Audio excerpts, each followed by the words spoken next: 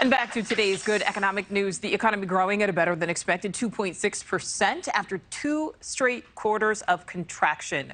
Wall Street reacting unevenly. The Dow closing out the day on a high note there. You can see S&P saw a little movement, the NASDAQ dropping more than a point. NewsNation business contributor Lydia Moynihan joins us now live from New York. So, Lydia, of course, that big headline of the day, the economy growing in the third quarter. Is this finally a sign that inflation could be peaking? Well, the Biden administration is certainly framing it that way. They took a victory lap on this news, saying it's a sign of economic progress. Now, we spoke with investors and market watchers to get their read on what they actually think is happening here with the GDP growing 2.6% last quarter. Now, they told us what they think it means and what it doesn't mean. What they say it means is that, yes, the economy grew, but they said it's actually, if you look at the numbers, more a reflection of how we are doing in terms of international trade. We exported a lot more goods this quarter.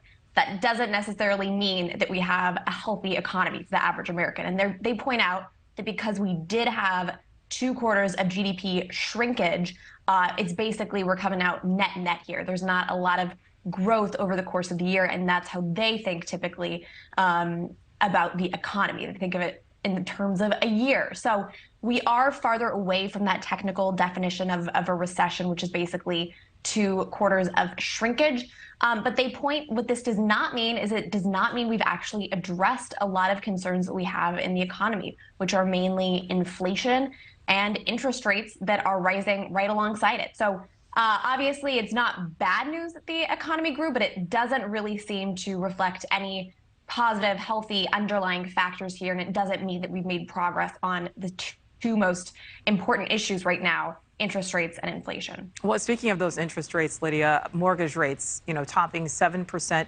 for the first time in 20 years, making it very difficult for those first-time home buyers. What needs to happen for that number to stop increasing and going higher? It's not always a lucky number 7, huh? But yeah, I think this is just going to be the reality until we get inflation under control. We have Fed Chair Jerome Powell, who's been very vocal about the fact that even if it causes pain, certainly a 7% mortgage is extremely painful. He's not going to let up on raising interest rates until he gets inflation under control. We're still seeing historically high levels of inflation, more than 8%.